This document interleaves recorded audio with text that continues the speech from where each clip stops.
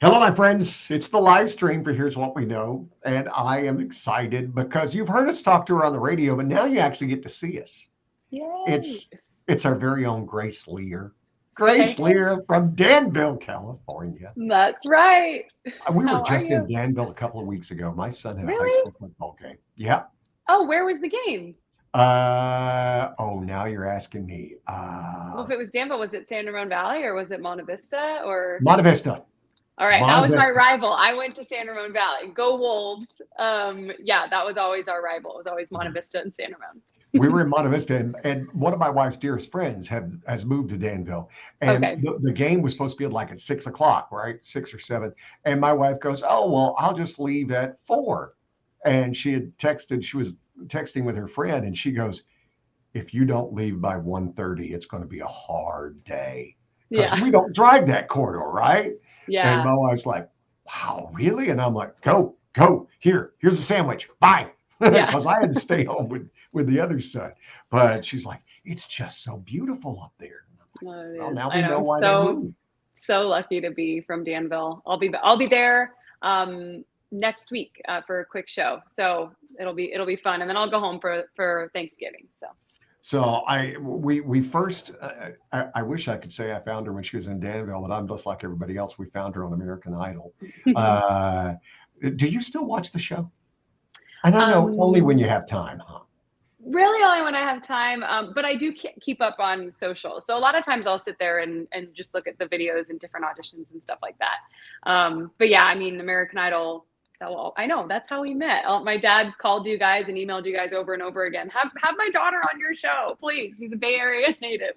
And we did. I mean, once Yeah. we stepped back and saw it and listened to you sing, and it's like, my No. goodness. And then you loaded up and decided, I'm going to do this because you have to do it. You have to have Yeah. the courage to go. I'm Yep. going to Nashville. Hmm. And you and I have talked about this before. It's not always the easiest of journeys, Mm-mm. but there's a lot of cool things Oh that yeah. you end up getting to do and chasing your dream. And you Hmm. got to be serious about it. And Yeah. I'm telling you, I think the fact that you were a Division I athlete, you see so many of these athletes now, baseball players, guys who are basketball players, and I Hmm. think it's because you guys learn that if you're going to do it, you got to be serious about it. Oh yeah. I mean, I don't think it's in my nature to do anything less than 100%, 110%. Like if I'm and I remember getting off the show, and that was when I had got off American Idol, and the biggest challenge for me was songwriting because I had been songwriting, but I wasn't writing like the Nashville professional writing way, which is the 11 a.m. show up, you're there for 4 or 5 hours, you knock out a song, and you have a demo right after.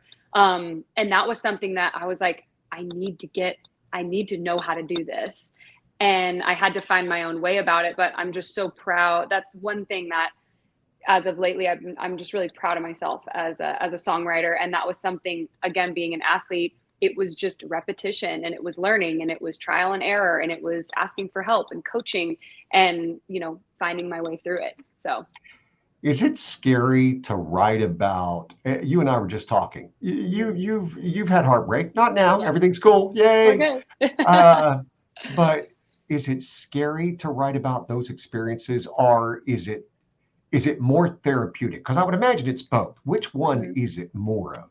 Yeah, it's a little bit of both. I think it's more for me, it's different for everybody, but for me personally, it is so therapeutic.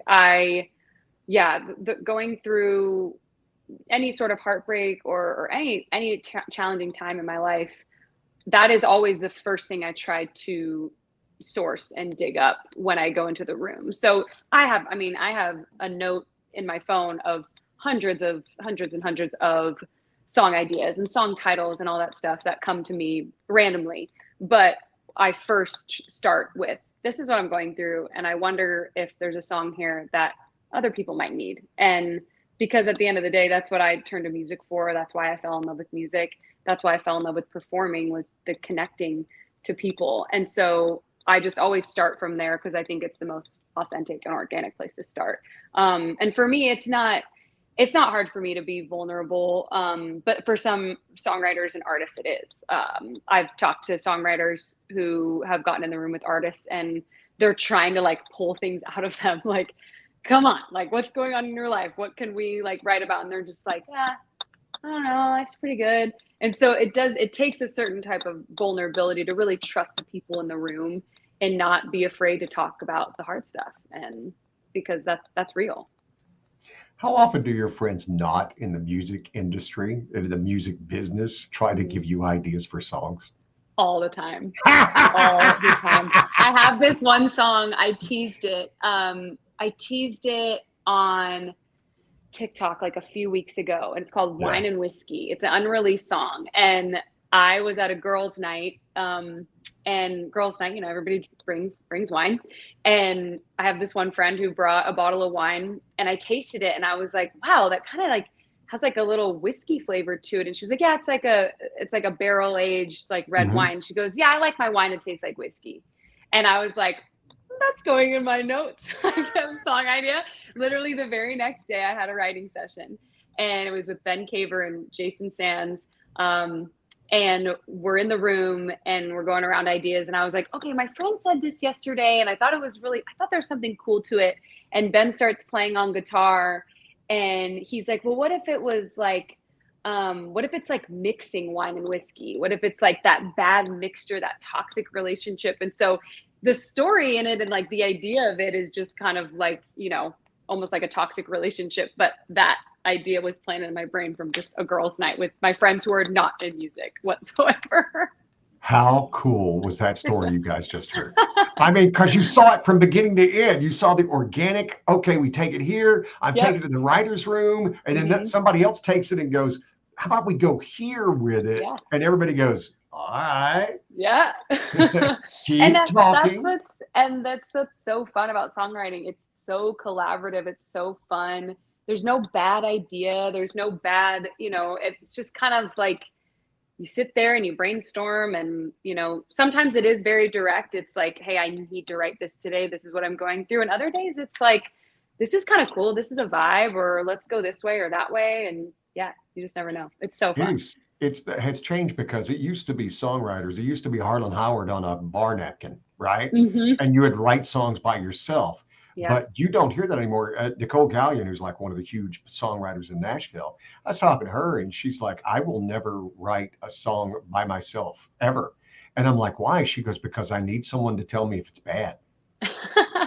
You need someone to tell you if it's bad, and like it's just I find it more enjoyable that way because you just I don't know. It's you're getting like that wine and whiskey. I think it could be one way, but then someone else takes it another way. And if I had written it by myself, maybe I would have never wanted to take it the other way. And Mhm. so it's always just so fun to have someone else in the room. And it goes back to soccer because you don't win the game with by yourself. Like you win it with the rest of your teammates and everybody playing their position. So if that's how I look at the writing room too, because you have a producer, you have the artist, you have a top liner, a lyricist, and you kind of all work together and win.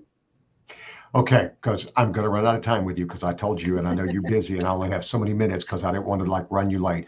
Quick personal question: you are one of the Yeah. most fit person I know. What is your workout?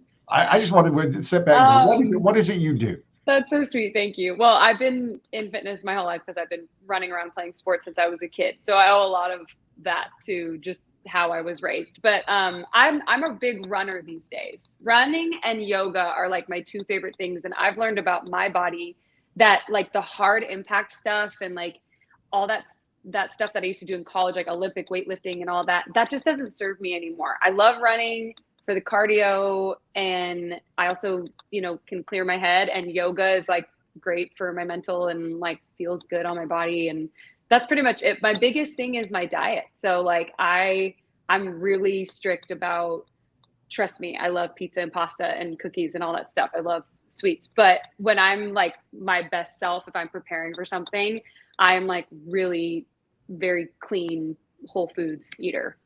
Those would be my couple I things. heard you talking. I don't know what any of that meant. Stop. Okay, and I know.